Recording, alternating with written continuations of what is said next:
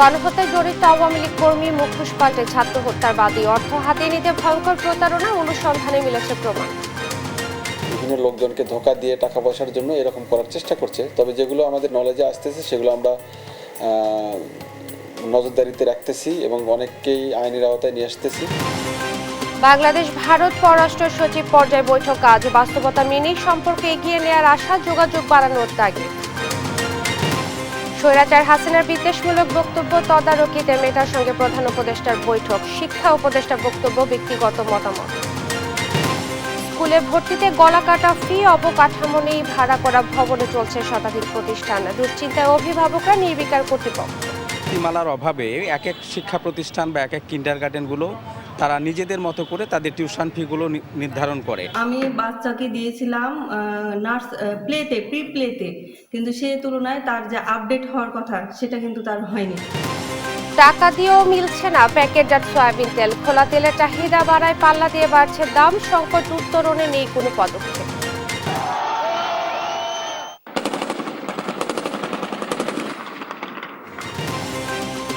দুই যুগ পর সিরিয়ায় স্বৈরশাসনের অবসান, দামেস্কের প্রেসিডেন্ট প্যালেসের লুটপাট যেন বাংলাদেশের গণভবন ঘটনার পুনরাবৃত্তি।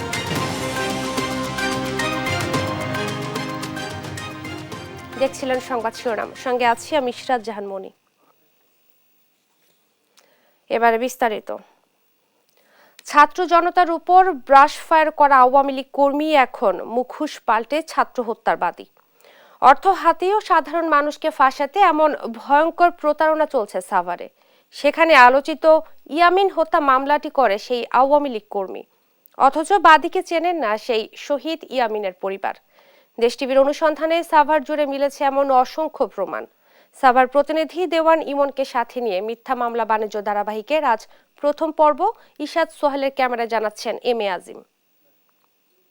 এবং মিথ্যা মামলা হচ্ছে, এটা আমি অস্বীকার করব না। এই মামলাগুলোতে যাদের নাম এসেছে তাদের মধ্যে কারো কারো ক্ষেত্রে হয়রানিমূলক পদক্ষেপ, তালিকা প্রস্তুত করে মিথ্যা মামলা প্রত্যাহার করা হবে। সরকারের পক্ষ থেকে মিথ্যা মামলা বন্ধে হুঁশিয়ারি দেয়া হলেও এখনো কি বন্ধ হয়েছে? কারা করছে মিথ্যা মামলা, কারা করছে মামলা কেন্দ্রিক বাণিজ্য? দেখুন সেই অনুসন্ধান। জুলাই আগস্ট বিপ্লবে সাভারে প্রকাশ্য গুলি চালাতে দেখা যায় স্থানীয় আওয়ামী লীগ নেতাদের। তাদের একজন আব্দুল জলিল। আওয়ামী লীগের কর্মী জলিলকে পিস্তল হাতে স্বৈরাচার সরকারের আমলে হরহামেশাই প্রকাশ্য ঘুরে বেড়াতে দেখেছেন সাভারবাসী। ছাত্র জনতার উপর প্রকাশ্য ব্রাশ ফায়ার করা আওয়ামী লীগ কর্মী সেই আব্দুল জলিলই রূপ বদলে সাভারের ছাত্র ইয়ামিন হত্যা মামলার বাদী। মামলার এজাহারে আওয়ামী লীগ কর্মী জলিল প্রতারণার আশ্রয় নিয়ে নিজেকে ইয়ামিনের স্বজন দাবি করে নামে বেনামে আসামি করে ফাঁসায় সাধারণ মানুষকে। যে মামলায় নিজের পরই সাক্ষী রেখেছেন সেলিম মোল্লা নামের একজনকে। তার মুখোমুখি দেশ টিভি টিম। শুধু সাভারবাসী নয়, সেলিম মোল্লাও অবাক জলিল আসামি না হয়ে বাদী হওয়ায়। আগে তো বিপক্ষেই ছিল, আগে তো যে ছাত্রকে বিপক্ষে ছিল। এই জলিলে ওরা যে গোলাগুলি করলো না, মেডিকেলে গুলি করলো, পরে ওর মেডিকেলও ভাঙলো। আদালত থেকে মামলার নথি সংগ্রহ করে দেখা যায় ইতোমধ্যে একজন আসামিকে মামলা থেকে অব্যাহতি দিতে হলফনামা দিয়েছে জলিল।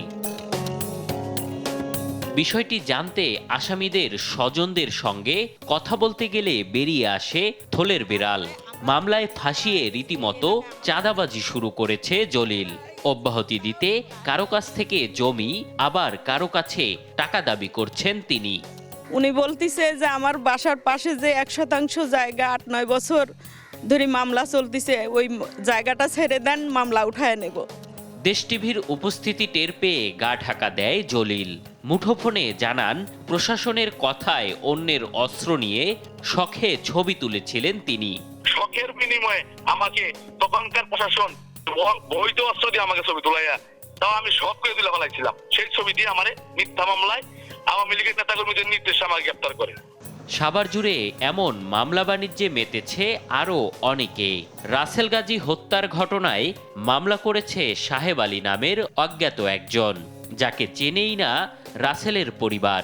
দফায় আর কি অনেক লোকে আসছিল, তারা আমাদের হয়ে তারা মামলা করবে, কিন্তু আমরা রাজি হইনি।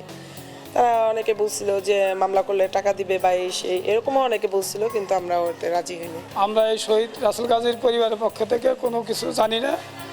আপনাদের মাধ্যমে আমরা জানতে পারলাম যে তার নামে মামলা হয়েছে।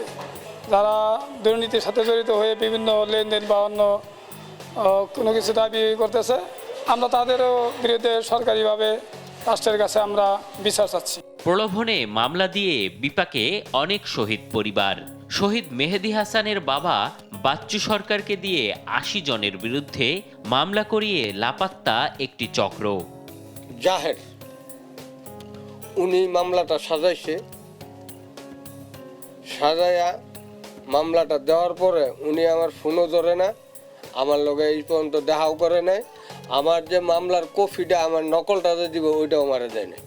ঢালাও বা মিথ্যা অভিযোগ দিয়ে মামলা ফৌজদারি অপরাধ উল্লেখ করে পুলিশ বলছে বেশ কয়েকজনকে গ্রেপ্তার করা হলেও লাগাম টানা যায়নি চক্রগুলোর। বিশেষ করে চাঞ্চল্যকর মামলাগুলো সেগুলো নিয়ে বাইরে একটা প্রতারণা করার জন্য, বিভিন্ন লোকজনকে ধোঁকা দিয়ে টাকা পয়সার জন্য এরকম করার চেষ্টা করছে। তবে যেগুলো আমাদের নলেজে আসতেছে সেগুলো আমরা নজরদারিতে রাখতেছি এবং অনেককেই আইনের আওতায় নিয়ে আসতেছি। আলোচিত ইয়ামিন হত্যার বিচার দাবিতে তার মামা বাদী হয়ে মামলা করলেও একই ঘটনায় আরেকটি মামলা দিয়ে রমরমা বাণিজ্য করছে জলিল। এখন কে এটা মামলা করছে, কেন করলো, তার কোন উদ্দেশ্য করলো, সে মামলায় মানে কি বর্ণনা আনছে, আপনি বর্ণনা ওই মামলার কাগজ আমাকে তো সাভার থানার আয়ু। জুলাই আগস্ট বিপ্লবে শহীদদের রক্তের দাগ না শুকালেও নামে বেনামে মামলা দিয়ে বাণিজ্য শুরু করেছে একাধিক চক্র, যা ছাত্র জনতার আত্মত্যাগকে প্রশ্নবিদ্ধ করার পাশাপাশি সঠিক অপরাধীদের বিচারকেও বাধা সৃষ্টি করছে, এমনটাই মনে করছেন সংশ্লিষ্টরা। এম এ আজিম, দেশ টিভি, ঢাকা। আজ ঢাকায় আসছেন ভারতের পররাষ্ট্র সচিব বিক্রম মিশ্রি। বৈঠক করবেন বাংলাদেশের পররাষ্ট্র সচিব জসিম-উদ্দিনের সঙ্গে। পররাষ্ট্র উপদেষ্টা তৌহিদ হোসেনের মতে গণঅভ্যুত্থানের পর ভারতের সঙ্গে সম্পর্ক আর আগের মতো নেই, তা মেনে নিয়েই দুদেশের সম্পর্ক এগিয়ে নিতে হবে। এদিকে দুদেশের জনগণের পারস্পরিক সম্পর্ক জোরদারে তাগিদ দেন বিশ্লেষকরা। আরো জানাচ্ছেন জান্নাতুল মোহনা। ৫ আগস্টের পর বদলের হাওয়া ভারত বাংলাদেশ সম্পর্কে। বাংলাদেশ থাকবে না বাংলাদেশ নিয়ে একের পর এক অপপ্রচার চালিয়ে দুদেশের জনগণকেই ফুঁসিয়ে তুলছে ভারতীয় মিডিয়া। দুদেশের রাজনৈতিক দলের নেতাকর্মীদের মধ্যে চলছে বাকযুদ্ধ। নাজুক এই পরিস্থিতিতে সোমবার ঢাকায় আসছেন ভারতের পররাষ্ট্র সচিব বিক্রম মিশ্রি। অন্তর্বর্তী সরকার ক্ষমতায় আসার পর দুই দেশের মধ্যে এটি উচ্চ পর্যায়ের প্রথম বৈঠক। একটা স্ট্যান্ডিং মেকানিজম, এটা অস্বাভাবিক কিছু না। প্রতি বছর একজন যান ওপাশে, পরের বছর ওপাশ থেকে একজন আসেন পররাষ্ট্র সচিব পর্যায়ে। এটা ফরেন অফিস কনসালটেশন বলা হয়। বৈঠকে পানির ন্যায্য হিস্যা বন্টন, নির্বিচারে সীমান্ত হত্যার মতো অমীমাংসিত অনেক বিষয় ছাড়াও দুই দেশের জনগণের সম্পর্ক উন্নয়ন, বিগত সরকারের সময়ে করা অসম চুক্তির পর্যালোচনা সহ উভয় দেশের গণমাধ্যমকে এক মঞ্চে আনার পরামর্শ কূটনৈতিক বিশ্লেষকদের। অন্যথায় জনরোষ দাবানলে পরিণত হতে সময় লাগবে না বলে হুঁশিয়ারি দেন তারা। দুই দেশের জনগণ কেন্দ্রিক কিভাবে সম্পর্ক করা যায়, যেটা দুই দেশের জনগণের লাভ, একটা দেশের লাভ না, সেই জিনিসটা তৈরি করা। আমরা যত দেরি হয়ে যাচ্ছে অত দেখা যাচ্ছে যে অন্য যেই ফোর্সগুলো আছে, যাদের হয়তো স্বার্থ, অন্য স্বার্থ, সেগুলো সামনে চলে আসে এবং তাতে হয় কি জনগণের ভোগান্তি হয় এবং দুই দেশের জনগণ, সাধারণ জনগণের কথা বলছি, তাদের ভোগান্তি হচ্ছে। বিগত সরকারের সাথে সম্পর্ক ভুলে পরিবর্তিত নতুন সম্পর্ক মেনে নিয়ে দুদেশকে এগিয়ে যাবার আশা প্রকাশ করেন পররাষ্ট্র উপদেষ্টা তৌহিদ হোসেন। ৫ আগস্টের আগে এবং পরে ভারতের সাথে সম্পর্কে নিশ্চয়ই একটা গুণগত পরিবর্তন হয়েছে। এটা মেনে নিয়ে আমাদেরকে চেষ্টা করতে হবে সম্পর্ককে এগিয়ে নিতে। পররাষ্ট্র সচিবদের বৈঠক থেকে বড় কিছু অর্জনের সুযোগ না থাকলেও বিদ্যমান অস্থিরতায় দুই দেশের বৈঠককে ইতিবাচক হিসেবে দেখছেন বিশ্লেষকেরা। জান্নাতুল মোহনা, দেশ টিভি, ঢাকা। আগরতলা মিশনে হামলা ও বাংলাদেশের সাম্প্রদায়িকতার বিষ বাষ্প ছড়ানোর প্রতিবাদে ভারতীয় হাই কমিশন অভিমুখে পদযাত্রা করেছে ছাত্রদল, যুবদল ও স্বেচ্ছাসেবক দল। এ সময় স্মারকলিপি দেয় বিএনপির এই 3 সহযোগী সংগঠন। এদিকে দলটির সিনিয়র যুগ্ম মহাসচিব রুহুল কবির রিজভী বলেন, বিদ্বেষের কারণেই বাংলাদেশ নিয়ে বিভ্রান্তি ছড়াচ্ছে ভারত। জানান, দিল্লির আগ্রাসন প্রতিরোধে প্রস্তুত দেশের মানুষ। সাইফুল রিপনের প্রতিবেদন। ভারতে অবস্থিত বাংলাদেশের সহকারী হাই কমিশনে হামলা ও সাম্প্রদায়িক উস্কানির প্রতিবাদে রোববার দলের কেন্দ্রীয় কার্যালয় থেকে ভারতীয় হাই কমিশন অভিমুখে পদযাত্রার আয়োজন করে বিএনপির 3 সহযোগী সংগঠন, জাতীয়তাবাদী ছাত্রদল, যুবদল ও স্বেচ্ছাসেবক দল। পদযাত্রায় যোগ দিয়ে ছাত্রদলের শীর্ষ 2 নেতা অভিযোগ করেন, বাংলাদেশকে অস্থিতিশীল করতে প্রত্যক্ষ মদদ দিচ্ছে ভারত। ছাত্র জনতার গণঅভ্যুত্থান ছিল, সেই গণঅভ্যুত্থানের স্পিরিট ভারত সরকার কোনোভাবে মেনে নিতে পারেনি। এই দেশের 20 কোটি সাধারণ জনগণ এক এবং ঐক্যবদ্ধভাবে বাংলাদেশের স্বাধীনতা সার্বভৌমত্ব রক্ষায় প্রস্তুত রয়েছে। পদযাত্রা পূর্ব সংক্ষিপ্ত সমাবেশে নেতারা অভিযোগ করেন, 15 বছর দেশের মানুষের ওপর ফ্যাসিবাদী শাসন চাপিয়ে দিতে আওয়ামী লীগকে সহযোগিতা করেছে ভারত। ফ্যাসিবাদের প্রধান শেখ হাসিনা বাংলাদেশ থেকে পালিয়ে ভারতে আশ্রয় নিয়েছে এবং তাকে আশ্রয় প্রশ্রয় দিচ্ছে, আর তাকে খুশি করার জন্য বাংলাদেশের সাথে অবন্ধুসুলভ সব রকম আচরণ করে যাচ্ছে ভারত। আগামী দিনেও ভারতের প্রতিটি অন্যায় আগ্রাসনী মনোভাবের বিরুদ্ধে রাজপথে সোচ্চার থেকে আমরা প্রতিবাদ জানাবো। বাংলাদেশের স্বাধীনতা সার্বভৌমত্বের প্রশ্নে আমরা আপোষহীন। বিএনপির সিনিয়র যুগ্ম মহাসচিব রুহুল কবির রিজভী অভিযোগ করেন, ভারত প্রতি মুহূর্তে বাংলাদেশে নাশকতা সৃষ্টির চেষ্টা করছে। জনগণের প্রবল স্রোতের কাছে হাসিনা পালিয়ে গেলেন, সেই হাসিনাকে ফেরানোর জন্য ভারতের শাসক শ্রেণী যা করছেন, পৃথিবীর ইতিহাসে এবং রাষ্ট্রবিজ্ঞানের ভাষায় একবারে সরাসরি আগ্রাসন ছাড়া আর কিছু নয়। ওদের সাথে কেউ বন্ধুত্ব করতে পারে না, কারণ ওরা মুখে যাই বলুক, ধর্মনিরপেক্ষ বলুক আর সেকুলার বলুক, ওদের মনের ভিতরে হচ্ছে কট্টর হিন্দুত্ববাদী হিংসা ছাড়া ওদের মধ্যে কিছু নেই। আমি আগেই বলেছি, বিদ্বেষ পরায়ণ। চট্টগ্রাম দাবি করবে কি কারণে? তোমরা যদি ওইটা দাবি করতে পারো, তাহলে আমরাও দাবি করব আমাদের নবাব সিরাজউদ্দৌলার বাংলা, বিহার, উড়িষ্যা ফেরত দাও আমাদেরকে। ভারতীয় হাই কমিশন অভিমুখে পদযাত্রা দলীয় কার্যালয়ের সামনে থেকে শুরু হয়ে রামপুরা এলাকায় পৌঁছালে সেখানে আইন শৃঙ্খলা রক্ষাকারী বাহিনীর ব্যারিকেডের মুখে পড়ে বিক্ষোভ মিছিল। পরে সেখান থেকে বিএনপির 3 সহযোগী সংগঠনের প্রতিনিধিরা ভারতীয় হাই কমিশনে গিয়ে স্মারকলিপি হস্তান্তর করেন। সাইফুল রিপন, দেশ টিভি, ঢাকা। দেশ পুনর্গঠনে জুলাই আগস্টের গণঅভ্যুত্থানের মতো জাতিকে ঐক্যবদ্ধ করতে হবে বলেছেন বিএনপির ভারপ্রাপ্ত চেয়ারম্যান তারেক রহমান। রোববার বিকেলে বরিশাল ও রংপুরে বিএনপির 31 দফা বিষয়ক বিভাগীয় প্রশিক্ষণ কর্মশালায় অনলাইনে যোগ দিয়ে তিনি একথা বলেন, আন্দোলন সফল হয়েছে সব রাজনৈতিক দল ও সমাজের নানা শ্রেণী পেশার মানুষের অংশগ্রহণে, তাই সবাইকে নিয়েই সরকার গঠন করা হবে। নেতাকর্মীদের উদ্দেশ্যে তারেক রহমান বলেন, দেশ পুনর্গঠন করতে হলে জাতিকে জুলাই আগস্ট গণঅভ্যুত্থানের মতো ঐক্যবদ্ধ করতে হবে।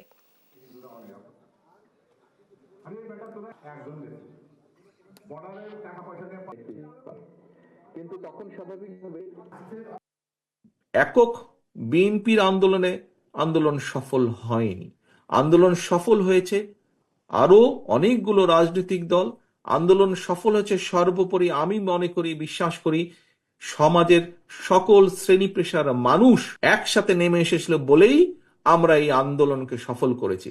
তার মানে স্বৈরাচারকে বিদায় করেছে যেরকম সকলের মিলিত প্রচেষ্টায়, লক্ষ কোটি মানুষের মিলিত প্রচেষ্টায়, ঠিক সেইভাবে পরবর্তীতে দেশটিকে যদি গড়তে হয়, একক বিএনপি শুধু একা পারবে না দেশকে গড়তে। দেশকে গড়তে হলে, পুনর্গঠন করতে হলে আমাদের জাতিকে ঐক্যবদ্ধ করতে হবে। শেখ হাসিনার বিদ্বেষমূলক বক্তব্য তদারকি করতে সামাজিক যোগাযোগ মাধ্যম মেটার সঙ্গে বৈঠক করেছেন প্রধান উপদেষ্টা ডক্টর মোহাম্মদ ইউনূস। বিষয়টি গুরুত্বের সঙ্গে পর্যবেক্ষণ করা হচ্ছে বলে জানিয়েছেন প্রধান উপদেষ্টার প্রেস উইং। এদিকে নির্বাচন প্রসঙ্গে শিক্ষা উপদেষ্টার মন্তব্য একান্ত ব্যক্তিগত বলেও জানানো হয় সংবাদ সম্মেলনে। ফজলে আদিত্যের রিপোর্ট। দেশে চলমান পরিস্থিতি ও সমসাময়িক বিষয় নিয়ে সোমবার সন্ধ্যায় বাংলাদেশ ফরেন সার্ভিস একাডেমিতে সাংবাদিকদের মুখোমুখি হন প্রধান উপদেষ্টার প্রেস সচিব। বৈঠকে সাংবাদিকদের প্রশ্নে উঠে আসে বাংলাদেশ নিয়ে ভারতীয় গণমাধ্যমের অপপ্রচারের বিষয়টি। এ সময় প্রেস সচিব জানান, হাসিনার বিদ্বেষমূলক বক্তব্য তদারকির জন্য সামাজিক যোগাযোগ মাধ্যম মেটার সঙ্গে বৈঠক হয়েছে। বিষয়টি গুরুত্বের সঙ্গে দেখছেন তারা। হেট স্পিচ সেগুলো দিকে যাতে যারাই শেখ হাসিনার কাভার করেন বাইরে বা তারা অবশ্যই এটা লক্ষ্য রাখবেন যে তার হেট স্পিচ যাতে কেউ স্প্রেড না করেন। এই আর মেটা তো দেখছে যে বাংলাদেশকে ঘিরে কি ধরনের ম্যাসিভ ডিসইনফরমেশন ক্যাম্পেইন হচ্ছে। আওয়ামী লীগের যে সকল পেজ থেকে ভুল তথ্য ছড়ানো হচ্ছে তা নিয়েও নজর রাখবে মেটা। যেগুলো অবশ্যই যদি মিসইনফরমেশন এমন পর্যায়ে যায় যে এতে আমাদের ডোমেস্টিক স্ট্যাবিলিটিকে এফেক্ট করছে, অবশ্যই আমরা তাদের নজর রাখবো। এতে যদি কোনো ভালনারেবল পিপলের এগেনস্টে কোনো যদি মিথ্যা নিউজ ছড়ানো হয়, অবশ্যই আমরা তাদের নজর রাখবো। এদিকে নির্বাচন প্রসঙ্গে উপপ্রেস সচিব অপূর্ব জাহাঙ্গীর বলেন, প্রধান উপদেষ্টা এখনও আনুষ্ঠানিকভাবে নির্বাচন নিয়ে কোনো বিবৃতি দেয়নি। 2025 ইলেকশন হতে পারে, তো সেইটা একটু ক্ল্যারিফাই করার জন্য যে এটা পুরোপুরি ওনার ব্যক্তিগত মতামত।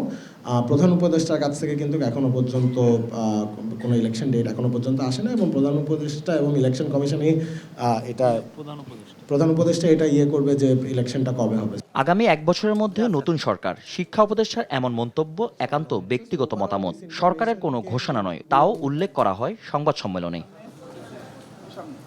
ফজলে আদিত্য, দেশ টিভি, ঢাকা। দেখছেন সংবাদ সকাল। নতুন বছরে সন্তানদের যারা স্কুলে ভর্তি করাবেন তাদের জন্য অপেক্ষা করছে গলা কাটা ফি। অবকাঠামো না থাকলেও রাজশাহীতে নানা নামে চলতে থাকা কিন্ডারগার্টেনগুলো প্রি প্লে থেকে 5ম শ্রেণী পর্যন্ত যে ফি নির্ধারণ করেছে তা অনেকের মাসিক আয়ের দ্বিগুণ। ফলে সন্তানকে এসব প্রতিষ্ঠানে পড়াতে চড়া ফি গুনতে হবে অভিভাবকদের। কাজী শাহেদের প্রতিবেদন। রাজশাহীর সাগরপাড়ার নর্থ পয়েন্ট স্কুল, সাবেক এমপি ওমর ফারুক চৌধুরীর বাড়ি ভাড়া নিয়ে চলছে প্রতিষ্ঠানটি। নেই খেলার মাঠ, নেই স্কুলের অবকাঠামো। নগরীর সিএনবি মোড়ে 10তলা ভবনটিতে একাধিক অফিস, তারই মধ্যে 4টি ফ্লোর ভাড়া নিয়ে চলছে শিমুল মেমোরিয়াল স্কুল। শুধু ওই দুটি স্কুল নয়, অবকাঠামো নেই, ভাড়া করা ভবনে এমন শতাধিক প্রতিষ্ঠান চলছে নানা নামে।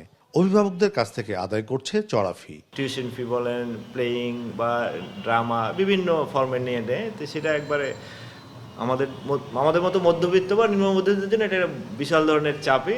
আমি বাচ্চাকে দিয়েছিলাম নার্স প্লেতে, প্রি প্লেতে, কিন্তু সে তুলনায় তার যে আপডেট হওয়ার কথা সেটা কিন্তু তার হয়নি। রাজশাহীর কয়েকটি প্রতিষ্ঠানের 1ম শ্রেণীতে ভর্তির ফি লক্ষ্য করলে দেখা যায় প্যারামাউন্ট সবচেয়ে বেশি 27,000, ভার্টেক্স 23,000, নর্থ পয়েন্ট 16,000, শিমুল মেমোরিয়াল 15,000 টাকার বেশি ফি আদায় করে। কিন্ডারগার্টেন হলেও সবচেয়ে কম 2,200 টাকা নিচ্ছে মজিদ মেমোরিয়াল। এমন ফি নেয়ার যৌক্তিকতা নিয়ে আছে পাল্টাপাল্টি মত। আমি সেখানে চেয়ারম্যান হিসেবে আছি। আপনি কি অন্যান্য প্রাইভেট স্কুল দেখছেন? দেখে কি এখানে আসছেন? প্রতি মাসে 10 লক্ষ টাকা ভাড়া দিতে হয়। স্মার্ট ক্লাসরুম, প্রত্যেকটিতে এসি, ল্যাপটপ সহ। উপায় নাই তো, কি করবো? এটা নিয়েই তো আমরা অনেক লসে আছি। এখানকার মানুষের আয় ইনকামের উপরে তারা তো চলবে, সেই ক্ষেত্রে একটা সহনীয় পর্যায়ে ভর্তির টাকাটা নিলে আমার মনে হয় অভিভাবকরা উপকৃত হতো। তবে শিক্ষা সংশ্লিষ্টরা বলছেন, সরকারি প্রাথমিক বিদ্যালয়গুলোর মান ভালো না হওয়ায় কিন্ডারগার্টেন সেই জায়গা নিতে পেরেছে, কিন্তু কোনো নিয়মনীতি না থাকায় ইচ্ছেমতো আদায় করছে ফি। সুনির্দিষ্ট নীতিমালার অভাবে এক এক শিক্ষা প্রতিষ্ঠান বা এক এক কিন্ডারগার্টেনগুলো তারা নিজেদের মতো করে তাদের টিউশন ফিগুলো নির্ধারণ করে। যেমন এখানে 2200 টাকা থেকে শুরু করে সর্বোচ্চ 25,000 টাকা পর্যন্ত টিউশন ফি নেওয়ার নজির আছে। তা আমি মনে করি এগুলো সুশিক্ষার ক্ষেত্রে অন্তরায়। মানসম্মত শিক্ষার যে একটি ন্যায্য অধিকার, মৌলিক অধিকার, সেই অধিকার থেকে তো বঞ্চিত হচ্ছেই, এবং একটি চড়া মূল্যে তাদেরকে শিক্ষা নিতে হচ্ছে। সরকার 2011 সালে বেসরকারি প্রাথমিক বিদ্যালয় নিবন্ধন বিধিমালা করে। 2016 সালে বিভাগীয় কমিশনারদের নেতৃত্বে টাস্কফোর্স গঠন করা হয়। 3 মাসের মধ্যে কাজ শেষ হওয়ার কথা থাকলেও আজ পর্যন্ত নিবন্ধন কিংবা শুমারির কোনোটিই হয়নি। কাজী শাহেদ, দেশ টিভি, রাজশাহী।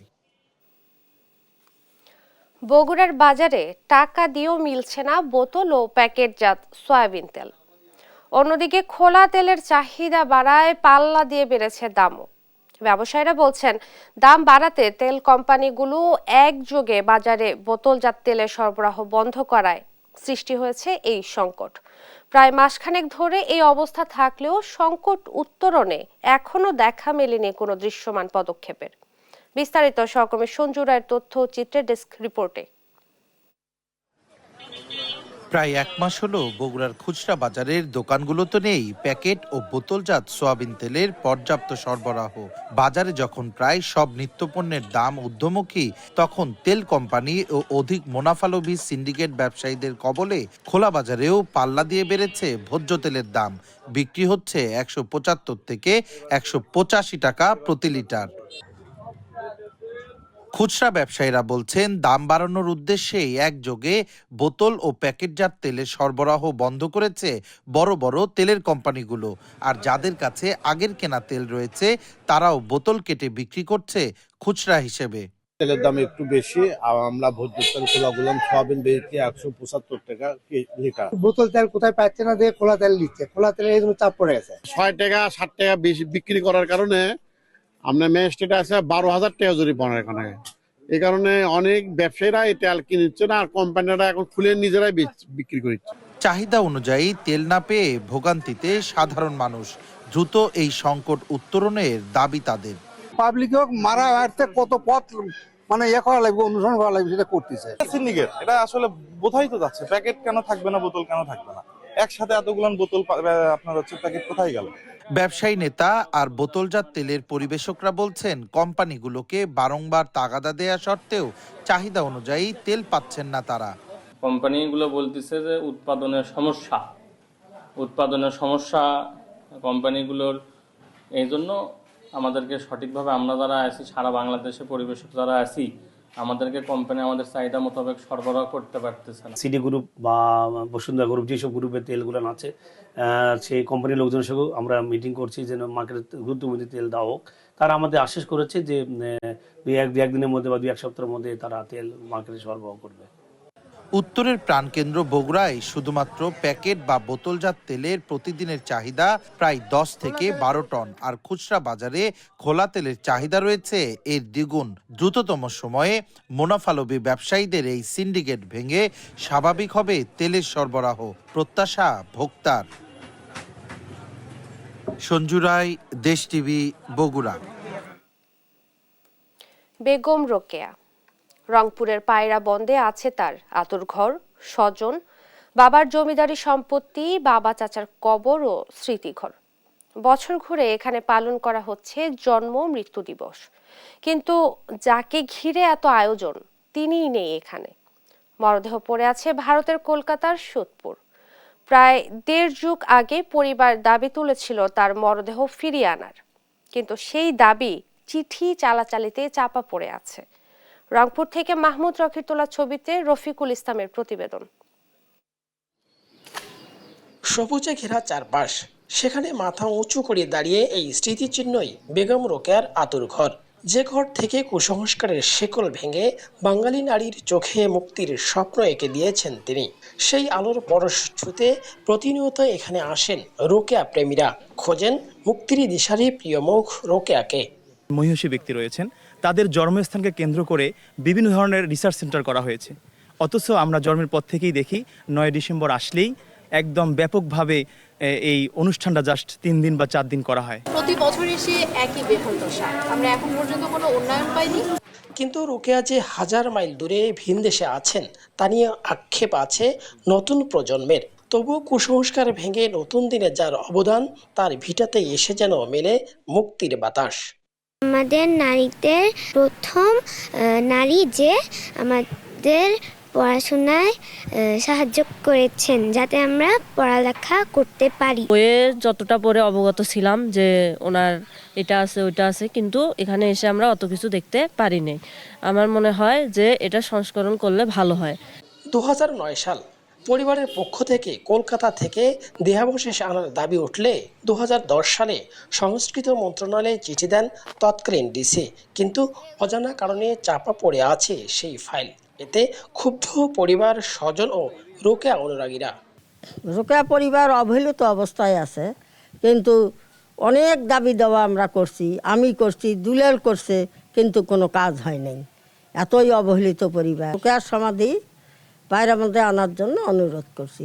গোটা দেশের রোকেয়া অনুরাগী মানুষের দীর্ঘদিনের দাবি, ভারত থেকে রোকেয়ার দেহাবশেষ তার জন্মভূমিতে নিয়ে আসা হোক।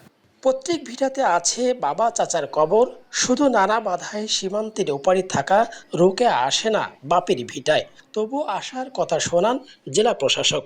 এলাকাবাসীর যে দাবি, যে বেগম রোকেয়ার দেহাবশেষ যেটা বর্তমানে ভারতে আছে, সেখান থেকে বাংলাদেশে নিয়ে আসার যে ব্যবস্থাটা, এটা উচ্চ পর্যায়ের একটা সিদ্ধান্তের ব্যাপার। তো এই বিষয়টাও আমরা সরকারের দৃষ্টি আকর্ষণ করব। ফিরে আসুক রোকেয়া, সমাজ রাষ্ট্রের চর্চা হোক তার আদর্শ, এমন প্রত্যাশা রোকেয়া অনুরাগীদের। রফিকুল ইসলাম, দেশ টিভি, রংপুর। হিমালয় কন্যা পঞ্চগড়ে অগ্রহায়ণের শেষ ভাগেই জেঁকে বসেছে শীত। উত্তরের হিমেল বাতাসে বেড়েছে শীতের তীব্রতা। দুর্ভোগে দিনমজুর, কৃষক ও খেটে খাওয়া মানুষজন। আরো জানাতে সরাসরি যুক্ত হচ্ছেন সহকর্মী রাশিদুজ্জামান বাবু। বাবু, জনজীবনে শীতের প্রভাব কেমন দেখতে পাচ্ছেন জানাবেন। ধন্যবাদ ইসরাত আপনাকে। আসলে আজকে সকালে কিন্তু কুয়াশা কম হওয়ার কারণে কিন্তু সূর্যের যে আলোক ছটা সেটি কিন্তু ঝলমল করতে শুরু করেছে, যেই কারণে কিন্তু আসলে এই রাস্তায় কিন্তু আসলে মানুষ সমাগম কিছুটা দেখা যাচ্ছে। যদিও গত কয়েকদিন ধরে আসলে পঞ্চগড়ের রাস্তাঘাটে মানুষের সমাগম ছিল অত্যন্ত কম, অর্থাৎ ছিল না বললেই চলে। বর্তমানে কিন্তু আসলে আজকে চিত্রটা কিছু ভিন্ন, যেহেতু আলোক ছোটা সূর্যের দেখা মিলেছে।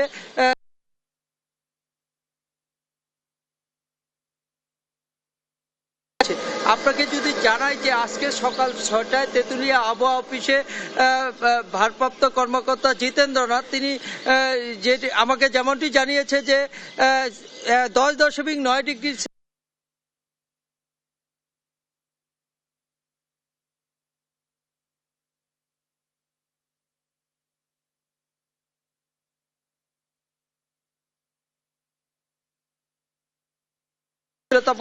আসলে জনজীবনের দুর্ভোগ বেড়ে যাচ্ছে। অর্থাৎ সময়ের সাথে সাথে কিন্তু মানুষের দুর্ভোগ, খেতে খামারে কাজ করতে পারছে না, বালুমহল, পাথরমহল এবং চা শ্রমিক এরা কিন্তু নির্দিষ্ট সময় যেতে পারছে না, যেই কারণে কিন্তু আসলে তাদের দৈনন্দিন যে আয় সেটি অনেকাংশে কমে গেছে। এর পাশাপাশি যদি বলি অটো, সিএনজি, রিক্সা, তাদেরও কিন্তু আয় কমে গেছে, কারণ খোলা বা থাকার কারণে বাতাস অতিরিক্ত লাগার কারণে হিমেল হাওয়া, অর্থাৎ হিমালয়ের যে হিমেল হাওয়া, সেই হিমেল হাওয়া আসা পাচ্ছে না বা চাচ্ছে না, এরকম অবস্থা বিরাজ করছে, যেই কারণে তাদের যে প্রত্যহ যে আয়, সেই আয়টি অনেকাংশে কমে গেছে। এই ছিল পঞ্চগড় থেকে আমার কাছে সর্বশেষ সংবাদ। ইসরাত। বাবু, আপনাকে ধন্যবাদ। পঞ্চগড় থেকে জনজীবনে শীতের প্রভাব নিয়ে বলছিলেন সহকর্মী রাশিদুজ্জামান বাবু। শীতে শিশুদের পোশাক তৈরির উপকরণের দাম বেড়ে যাওয়ায় বেড়েছে প্রস্তুতকরণ খরচ। দুশ্চিন্তায় মুন্সিগঞ্জের রেডিমেড পোশাক পল্লীর 2000-এর বেশি ক্ষুদ্র কারখানার মালিক শ্রমিকরা। মজুরি নিয়ে হতাশার কথাও জানিয়েছেন পল্লীর কারিগররা। সুমিত সরকার সুমনের পাঠানো তথ্যচিত্রে বিস্তারিত টম্পা আফরোজের ডেস্ক রিপোর্টে।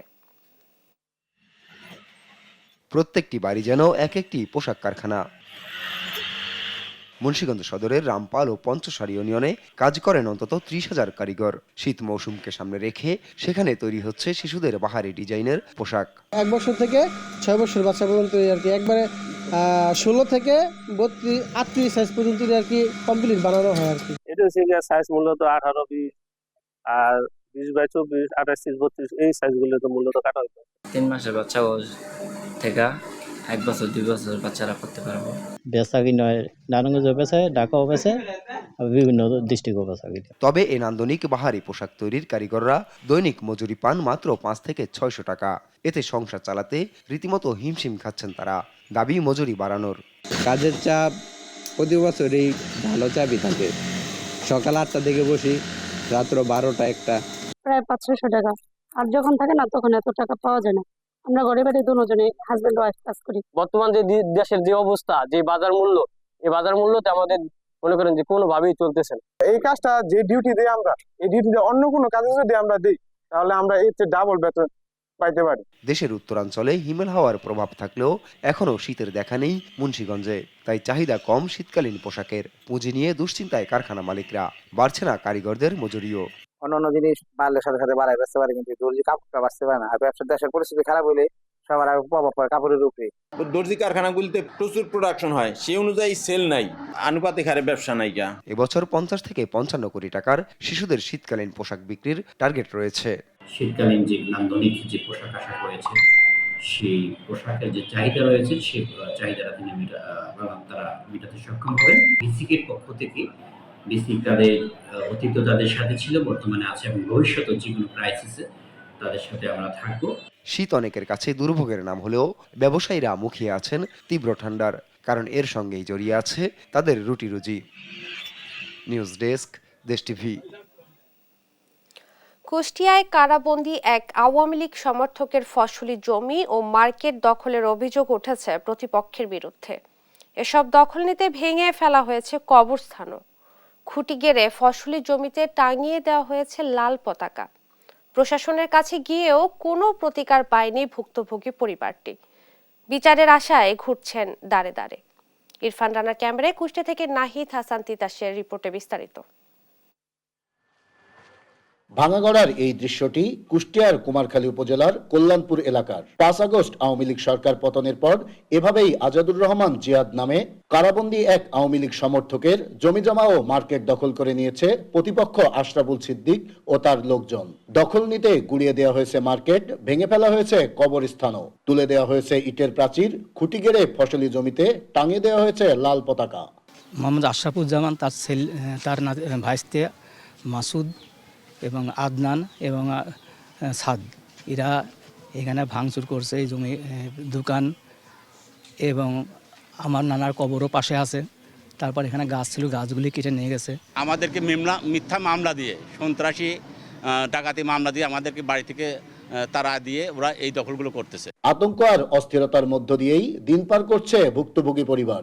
প্রশাসনের কাছে গিয়েও মেলেনি সুরাহা। আইনগত ব্যবস্থা নিতে গেছি, 2টা কেস করতে গেছি, এবং আমরা উপর থেকে কোনো সাড়া পাইনি। গত পরশু দিনকে এই বেকি, রামদা, ছুরি, তারপরে ওই চাইনা কোরাল, হাতুড়, এইগুলা নিয়ে আসে মহিলাদের উপর হামলা করছে।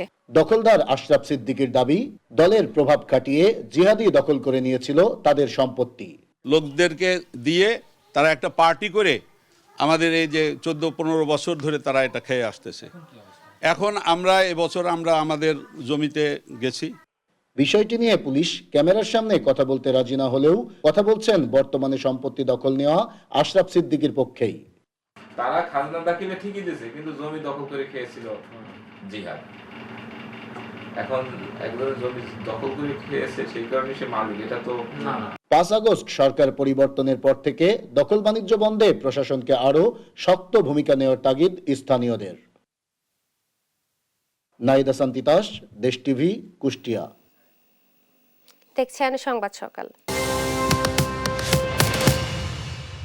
অজানা গন্তব্যে আসাদ সরকারের পলায়নের পর প্রেসিডেন্ট প্যালেস আল রাউদায় লুটপাটের মহা উৎসবে নেমেছেন সিরিয়ার জনগণ। প্রায় 13 বছর স্বৈরশাসনের জাতাকলে পিষ্ট হওয়ার পর লুটপাট চালিয়ে ক্ষোভ মেটাচ্ছেন আসাদ বিরোধীরা। এ যেন মনে করিয়ে দেয় বাংলাদেশের ছাত্র গণ অভ্যুত্থানে শেখ হাসিনা পালিয়ে যাওয়ার পর গণভবনের কথা। বিস্তারিত নাসরিন আক্তারের ডেস্ক রিপোর্টে। 1-2 বছর নয়, প্রায় 13টি বছর ধরে গৃহযুদ্ধের জাতাকলে পিষ্ট সিরিয়ার বাসিন্দারা। ছিল না মত প্রকাশের স্বাধীনতা, কারাগারে আটকে রাখা হয়েছিল বহু কয়েদিকে। বিদ্রোহীদের হাতে দেশটির পূর্ণ নিয়ন্ত্রণ যাওয়ার পর তাই উচ্ছ্বাসের কমতি নেই বাসিন্দাদের। এবার প্রেসিডেন্ট প্যালেস আল রাউদায় লুটপাট চালিয়ে বাশারের উপর ক্ষোভ মেটাচ্ছেন সাধারণ জনগণ। রোববারের এ লুটতরাজে বাদ পড়েনি আসাদের বাসভবনের চেয়ার টেবিল থেকে শুরু করে থালাবাটিও। যে যেভাবে পারছেন লুট করছেন প্রেসিডেন্ট প্যালেসের জিনিসপত্র। রয়টার্সের এক ভিডিওতে দামেস্কের দের আল শিফা হাসপাতালে ঝুলানো বাশারের ছবিকে টেনে ফেলে দিতে দেখা যায় এক ব্যক্তিকে। শুধু বাশারের ছবিই নয়, জনরোষের হাত থেকে রক্ষা পায়নি বাশারের পিতা সিরিয়ার সাবেক প্রেসিডেন্ট হাফেজ আল আসাদের মূর্তিও। সামাজিক মাধ্যমে ভাইরাল এক ভিডিওতে সাবেক এই শাসকের মূর্তিকে রশি ধরে টেনে নামাতে দেখা যায়। এমনকি কামিশলি এলাকায় ভেঙে ফেলা হয় একই রকমের আরেকটি ভাস্কর্য। সিরিয়ার এ দৃশ্য মনে করিয়ে দেয় বাংলাদেশের 5 আগস্টের ছাত্র জনতার অভ্যুত্থান। জনরোষের মুখে হাসিনা সরকারের পলায়নের পর গণভবনে ঢুকে পড়ে উত্তেজিত জনতা, চালায় লুটপাট। এখানেও ভাঙচুর করা হয় ভবনের আসবাব, হামলা চালানো হয় দেশের বিভিন্ন জায়গায় বঙ্গবন্ধুর প্রতিকৃতিতেও। এবার একই রকম ঘটনার পুনরাবৃত্তি হলো সিরিয়ায়। স্বৈরশাসক থেকে মুক্তি পাওয়ার খুশিতে রাস্তায় পতাকা নিয়ে নেমে পড়েন জনতা, যেন নতুন দিগন্তের পথে সিরিয়াবাসী। দেশটির এ স্বাধীনতা যেন বড় এক শিক্ষা রেখে গেল বিশ্বের স্বৈরাচারী সব শাসকদের জন্য। সিরিয়ায় নিযুক্ত জাতিসংঘের সাবেক বিশেষ দূত কার্স্টেন উইল্যান্ড জানান, কোনো বিদেশি শক্তির প্রভাবে মুক্ত হয়নি রাষ্ট্রটি, তাই দেশটির ভবিষ্যৎ নির্ধারণের দায়িত্ব এখন সিরিয়ার জনগণের হাতে। সিরিয়ানদের এ মুক্তি অন্য আরব দেশের জন্য এক উদাহরণ, এবং আমার মনে হয় এই অঞ্চলের অনেক স্বৈরশাসকই সিরিয়ান পরিণতি দেখে ভয় পাবেন।